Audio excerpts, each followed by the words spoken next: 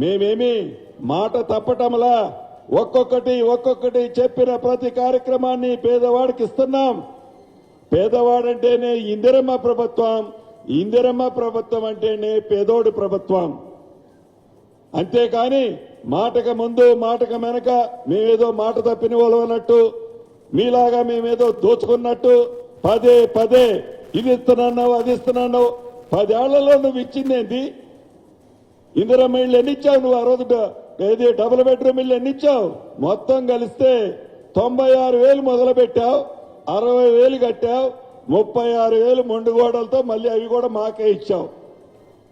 ఈనాడు ఇందిరమ్మ ప్రభుత్వంలో మొదటి విడతనే 4.5 లక్షలు ఈ రాబోయే 5వ తారీఖు లోపే అర్హులైన పేదవాళ్లే ముందిస్తారు.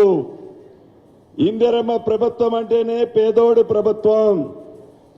దయచేసి ఇందిరమ్మ సైనికుల రాష్ట్రంలో ఉండే ప్రతి ఒక్క సైనికుడు మొదటి విడత పోహు పేదవాళ్ళు ఎవరైతే ఉన్నారో వాళ్లకే ఇందిరమ్మ ఇల్లు ఇచ్చే విధంగా చర్యలు తీసుకోవాలని, ఈ భూభారతి భవిష్యత్తులో తెలంగాణ రాష్ట్రానికే కాదు దేశానికే ఒక రోల్ మోడల్ చట్టంగా తెలంగాణ ప్రజల దీవెనలతో ఈ చట్టం 100 ఏళ్లు వర్ధిల్లే విధంగా ఈ చట్టాన్ని తయారు చేశామని ధైర్యంగా నేను చెప్పటం కాదు, మేధావులు చెప్తున్నారు అని.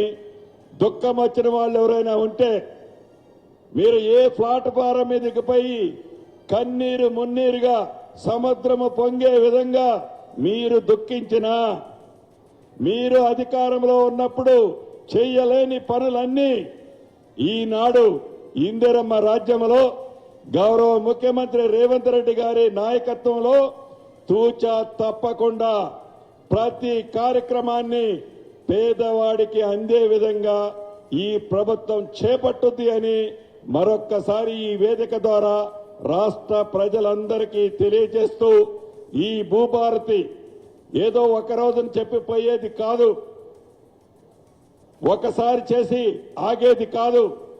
పేదవాడికి, రైతన్నకి, భూములున్న ఆసామికి పూర్తి భద్రత ఇచ్చే చట్టము చుట్టములాగా ఉంటుందని తెలుపుకుంటూ సెలవు తీసుకుంటున్నాను.